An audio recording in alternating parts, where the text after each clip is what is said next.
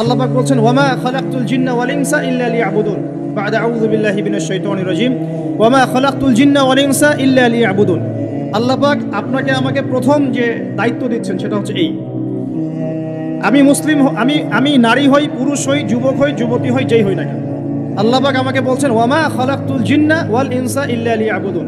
দেখো, আমি জিন আর মানব জাতিকে শুধুমাত্র আমার ইবাদত করার জন্যই দুনিয়ায় পাঠিয়েছি, আর কোনো কারণ নাই। এই যে আল্লাহ পাক আমাদেরকে 60 বছর 70 বছর হায়াত দিয়েছেন, একটা কারণ, অনলি একটা, ইল্লা লিয়াবুদুন, যাতে আমরা আল্লাহর ইবাদত করতে পারি। আবার বোঝেন, আল্লাহ পাক আমাদেরকে দুনিয়াতে শুধু তার ইবাদত করতেই পাঠিয়েছে। আল্লাহ পাক এখানে একটা পরীক্ষায় ফেল করেছি হতাশ হয়ে আত্মহত্যা করতে পারেন নাই। আল্লাহ পাক এখানে একটা মেয়ের পিছনে ঘুরে জীবন নষ্ট করতে পারেন নাই। আল্লাহ পাক এখানে আমাদেরকে ধর্ষণের সেঞ্চুরি করতে পারেন নাই। আল্লাহ পাক এখানে আমাদেরকে অন্যায়ভাবে অন্যের সম্পদ আত্মসাৎ করতে পারেন নাই। মাদকের যে ভয়াল থাবা চলছে এর মধ্যে নেশায় বুধ হয়ে যাওয়ার জন্য আল্লাহ পাক আমাদেরকে পাঠান নাই। কি জন্য পাঠিয়েছে? পলিটিক্যাল মারামারি করতে আল্লাহ পাঠান নাই আমাদেরকে দুনিয়ায়।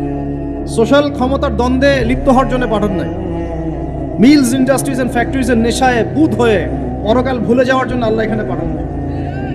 আল্লাহ পাক একটা রিজনে পাঠিয়েছে, অনলি একটা। এবং এই দায়িত্বটা আল্লাহ পাক কিন্তু কড়াই গন্ডায় উসুল করে নেবেন আমাদের কাছে। ভাববেন না আল্লাহ পাক এই পুরো মহাবিশ্ব খেলার ছলে সৃষ্টি করেছেন, এমন নয়। আল্লাহ পাক বলছেন আমি এই মহাবিশ্বকে খেলার ছলে সৃষ্টি করি নাই। ওয়ামা খালাকতুল জিন্না ওয়াল ইনসা, বলেন, ইল্লা লিয়াবুদুন, আমি শুধুমাত্র এবং শুধুমাত্র আমার ইবাদত করার জন্যে মানুষ আর জিনদেরকে সৃষ্টি করেছি। জিনকে আমরা দেখি না, আমাদের সাথে জিনরা আছেন। জিনের মধ্যে ভালো খারাপ আছে, ঠিক যেমন মানুষের মধ্যে ভালো খারাপ আছে। আর প্রত্যেকটা মানুষের সাথে একটা করে শয়তান জিন থাকে, যে মানুষকে খারাপ কাজে প্রলুব্ধ করে, যে নিজে খারাপ কাজ জোর করে করায় না, সে শুধু প্রলুব্ধ করে। সে বলে মাদকের মধ্যে শান্তি, ওয়াসওয়াসা দেয়, কাজটা বাস্তবায়ন করেন আপনি। সে বলে যে এটা তো ছেলে মেয়ের ফ্রেন্ড, বয়ফ্রেন্ড গার্লফ্রেন্ড কালচার, বন্ধুত্ব, এটা এমন কিছু নয়, জেনা করেন আপনি।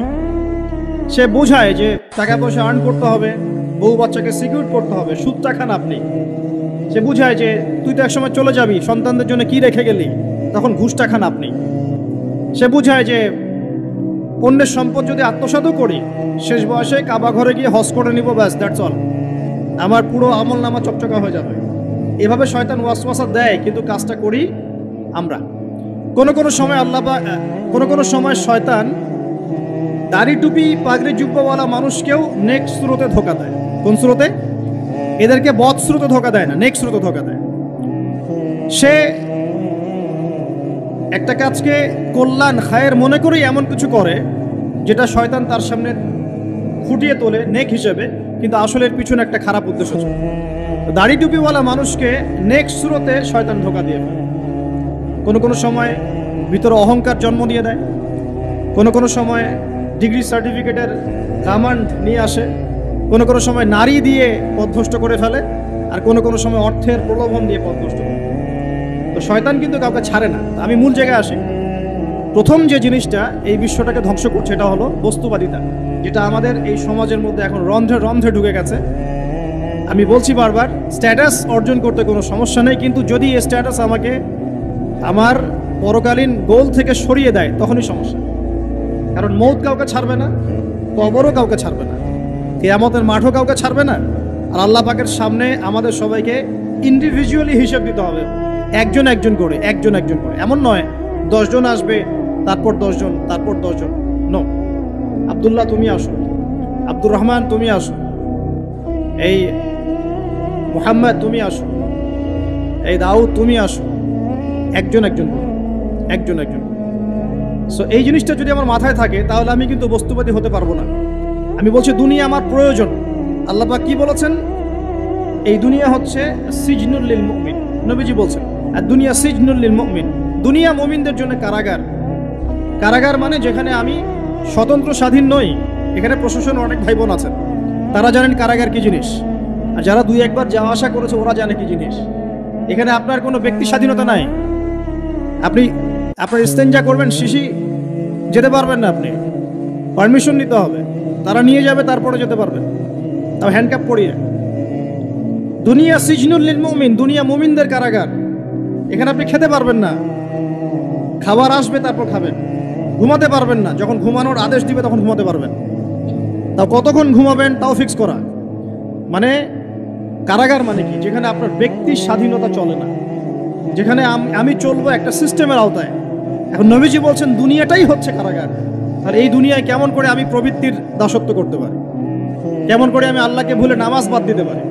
কেমন করে জাকাত সেই কবে ফরজ হয়েছে, মিল ইন্ডাস্ট্রিজ ফ্যাক্টরিজ করেছি, জাকাত দিই না। রমজান মাস যায় আসে, রোজাও রাখি না, তারাবি পড়তে পারি না। কোরআন আমার সামনে মানুষ তেলাওয়াত করে, কোরআন আমার ঘরে পড়ে আছে, শেলফের উপরে ধুলাও আছে, শেলফের উপরে কোরআন ধুলাওয়ালা, ধুলো মাখা। কোরআন পড়ার তৌফিক হয় না, নবীর হাদিসগুলো চর্চা করার তৌফিক হচ্ছে না, ইসলামিক বইপত্র পড়তে পারি না। এই কারাগারের জীবনে বসি আমি একটা মেয়ের পিছনে দৌড়াচ্ছি, মাদক খাচ্ছি, জেনা করছি, কোনো সময় ধর্ষণ করছি, কোনো সময় সুদ খাচ্ছি, ঘুষ খাচ্ছি, দুর্নীতি করছি। এই কারাগারের জীবনে বসি, যেখানে আমার কোনো ব্যক্তি স্বাধীনতা নাই। তাহলে কারাগারের জীবনের মেয়াদ যখন শেষ হবে, যখন তাকে এখান থেকে বের করে নিয়ে আসা হবে, অর্থাৎ মৃত্যু, তখন তার সাথে কিরকম রিমান্ডে আচরণ করা হবে এটা ভালো করে বুঝে নেন। নবীজি বলছেন আদ-দুনিয়া সিজনুল লিল মুমিন ওয়াল জান্নাতু লিল কাফির। কাফেরদের জন্য, মুশরিকদের জন্য এই দুনিয়াটা হচ্ছে জান্নাত। জান্নাত মানে কি? যা ইচ্ছা তাই করতে পারবেন। জান্নাত মানে কি? আপনি চাচ্ছেন আল্লাহ আমি এখন একটা খামর চাই, শরাব আপনার সামনে হাজির, চিন্তা করার সাথে সাথে। জান্নাত মানে কি? আল্লাহ আমি আপনাকে দেখতে চাই, আল্লাহকে আপনি দেখতে পারবেন। জান্নাত মানে কি? আপনি মধুর নহর, দুধের নহর, পানির নহর, শরাবের নহর, হুরে নিঈন চতুর্দিকে ঘোরাফেরা করছে। একজন নিম্নমানের জান্নাতি, মানে সবচেয়ে শেষের দিকে যারা জান্নাতে যাবে, তাদের সাথেই দুজন করে হুরে নিঈন, আহাল পরিবার তো আছেই, গিলমান পানপাত্র নিয়ে চারপাশে ঘোরাফেরা করে। জান্নাত মানে কি? যেখানে